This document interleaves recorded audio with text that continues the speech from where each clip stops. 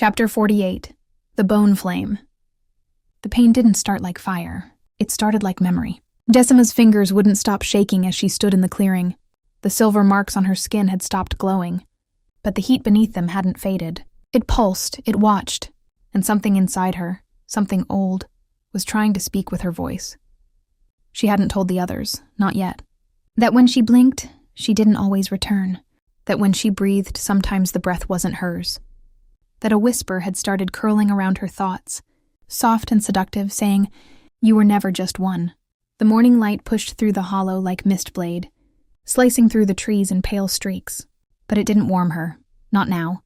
She walked alone, deeper into the forest where the roots curled tighter, and the soil no longer felt like soil, more like skin. Every step sent a tremble through her bones. The shard in her chest pulsed, but not in alarm. In recognition. It wasn't just reacting anymore.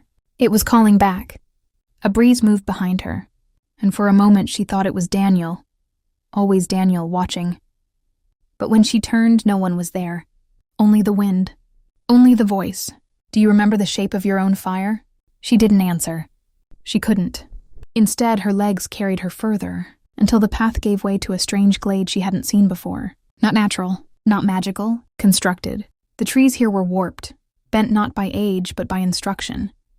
They curved into an arch around a hollow in the earth, and in that hollow was a shape half buried in the ground. Bones, not animal, not human. Dragon, a jaw of stone and bone fused together with silver veins. As she stepped closer, the ground pulsed under her feet. The same rhythm as her heartbeat. She fell to her knees before it, not out of reverence, not even fear. Something inside her had gone too hot. She couldn't breathe. She opened her mouth to cry out, and ash spilled from her lips instead of sound, not falling from the sky, coming from her. The ash clung to her lips like frost. Decima gasped, wiped at her mouth with the back of her hand, but it only smeared the silver soot across her cheek. It didn't burn, it coated, like it belonged to her. She tried to stand, but the forest shifted. Not around her. With her. Roots curled from the edge of the glade and stretched toward the half-buried altar of bone. Some twisted into spiral shapes, others pulled back like they were breathing. The ground was no longer just earth. It was alive with memory. A whisper rose through the trees, low, disjointed. But it knew her name. Flameborn. She froze. The voice wasn't outside of her. It came from her ribs, from the place the shard had been pressed into her during the ritual long ago. It had once given her strength. Now it gave her clarity. She wasn't just a vessel. She was a channel. The altar stirred. The bones flexed, groaning like ancient stone adjusting to her presence. Light, silver and red, began to pulse from the cracks in the earth around it. The same light she'd seen in her dream. No! Not dream. That place. She took a single step forward, and the fire answered. It erupted from the hollow of the altar in a pillar of twisting flame, but it didn't roar. It breathed. It pulsed like a second heart, alive with shape and thought. It formed no mouth, but it spoke. She gave herself to hold me. You returned to break the seal again. Decima opened her mouth, but again, no words came. Just ash and heat.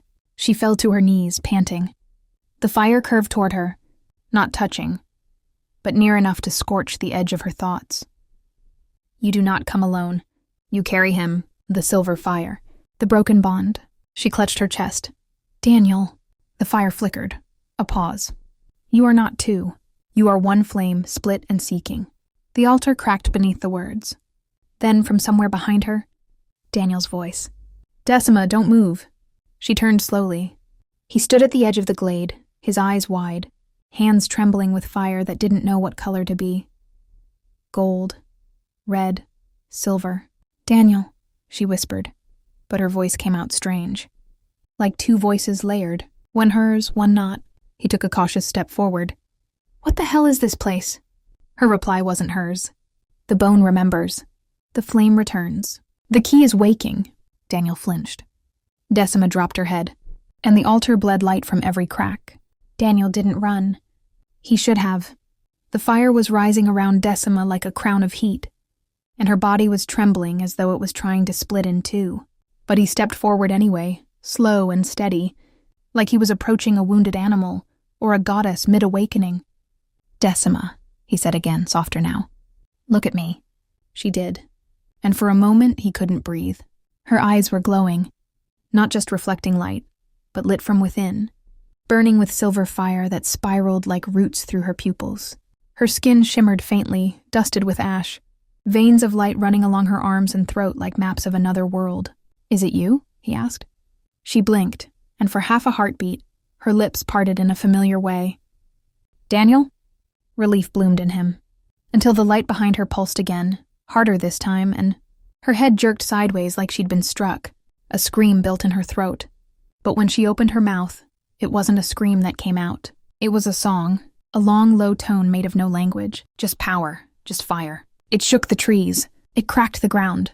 Daniel stumbled back as the roots around the altar rose from the soil like tendrils, spiraling into the air. Back at the hollow, Rosen's eyes snapped open. She had been meditating or sleeping. No one was quite sure anymore. Aelia sat nearby, reading a spell book, while Bran stood on watch, hands ready. When the tone rippled through the air, every witch in the hollow paused. Rosen stood slowly. Her body was still, but her eyes were ancient. She's at the bone altar, she said softly. She's bleeding memory. Aelia looked up sharply. What do you mean? Rosen tilted her head, like listening to a voice no one else could hear. She's not burning up. She's being rewritten. Bran moved closer. By what? Rosen didn't answer. Instead, she began to walk. Not run, not panic, just walked, barefoot, toward the edge of the hollow. As she passed the altar tree, its roots shimmered. The leaves above it turned silver. Bran and Aelia followed. Rosen whispered. He waited too long. She's not a vessel anymore. Aelia stepped beside her. Then what is she? The girl's mouth twitched, a strange smile trying to form, but failing. She's the lock, and the key. Behind them, the forest began to hum. The altar cracked wider. Veins of molten silver bled down its flanks, pooling at Decima's feet like the hollow was trying to draw a boundary, keep her in, or keep something else out. But it was too late for that. The fire had already chosen her. It didn't burn, not in the way fire should. It knew, it watched. It pressed against her skin like memory searching for a name. She fell forward, her hands landing on the altar's curved edge. Bone. Cold. Despite the heat, she could feel the carvings under her palms. Runes scorched into it long ago. Too old to translate, but not too old to awaken. I see you, the flame said. But this time she felt it inside her mouth, shaping the words as she breathed. I see what she gave. I see what you carry. She clenched her jaw. I'm not yours. The flame pulsed. You are not only hers either. Behind her, Daniel watched helplessly. He had no spell for this. No fire could fight it. His own magic refused to answer him now, only flickering at his fingertips. Pale and unstable. It didn't want to burn. It wanted to listen. Step back from it, he called. Decima, you don't have to give it anything. She turned to him, and her face was wrong. Still her, still familiar, but lit from within like a lantern filled with stormlight. Her pupils were thin, silver-threaded. Her voice sounded like a chorus of flame through trees. I already have. Daniel took a step forward. Then the altar roared, not with flame, but sound. A deep, echoing thrum like a heartbeat beneath a mountain. The glade shook. The trees shivered, and the altar split open, revealing its heart. Not a bowl, not a relic, a body, wrapped in roots, shaped like a woman, but built of fire and bone. Her hands were fused over her chest, a seal burned into her skin. Her eyes had long since turned to ash, but even now her mouth moved, whispering a name. Decima. The real Decima fell backwards onto the ground, gasping. What is she? Daniel asked. Decima clutched her chest. She's what I'll become, if I don't stop it. Rosen entered the glade without a word. Bran and Aelia weren't far behind her, both visibly shaken. Even the birds had abandoned this part of the forest. The only sound was the slow crackle of the flame and the hollow, breathless tremor that rolled through the roots underfoot. They saw Decima on her knees. Daniel crouched beside her, his hand on her back, as if trying to keep her tethered to the earth. And the altar, gaping now, held something no one should have ever seen. Gods, Bran muttered. That's not a seal. That's a sarcophagus. No, Rosen said quietly. It's a warning. The flame above the altar flickered wildly, curling downward, closer to Decima again. It didn't touch her. It tasted her. She gave herself to hold me, the voice said. Now another must choose. Bran moved to raise a ward, but Aelia grabbed his arm. "No," she said. "It's not attacking." Daniel stood slowly. "Then what is it doing?" The fire pulsed, brighter now. Then dimmer, a breath. I was locked in root and blood. "One fire bound, one fire free," Aelia whispered. "It's talking about the ancestors. The old flames." Decima's voice cracked. "Why now?" The fire curved toward her, burning without heat. "Because you are not the end. You are the echo." Rosen stepped forward, her eyes strangely calm. "She's the next lock." Everyone turned to look at the girl. "She's not meant to burn him away. She's meant to hold him." Decima's face twisted in confusion. "Hold who?" The flame surged, and the body within the altar twitched. A limb moved, only slightly, but it moved. Daniel grabbed Decima's shoulder. "We need to go." But she didn't move, because she knew. This wasn't just a memory. It wasn't a tomb. It was an awakening, and it wanted her to stay. Decima stepped toward the altar. Daniel's grip tightened on her arm, but she didn't stop. The others didn't speak.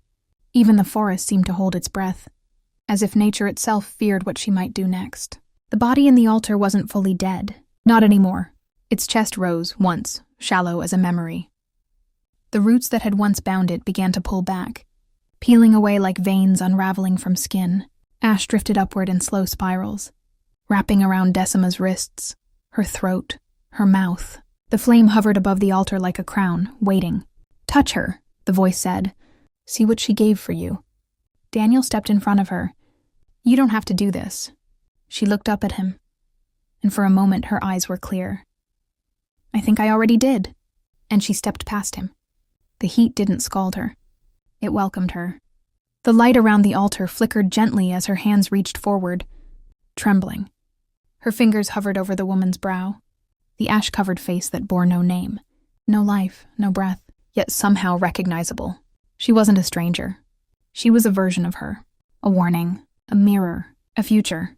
Decima's fingertips touched her forehead, and the world fell away. A scream of fire tore through her mind. A forest, ancient and alive. A child torn from her mother's arms. A flame offered in exchange for silence. Runes carved into flesh. A voice locked beneath root and time, crying out across centuries. She will return. She saw the moment the seal was made. Not with words, with blood. Not to destroy the voice below, but to give it time, to find another, to find her. When she came back to herself, she was lying in the grass, her arms smoking. Her veins lit silver from shoulder to palm. The others had backed away. The altar had gone still. But in the dirt beside her, the roots had etched something new. "Choose." Rosen stared at the word, then whispered, "He's not asking for freedom." Bran frowned. "Then what is he asking for?" Rosen turned to Decima, her voice soft but certain. "He's asking for her to become the flame."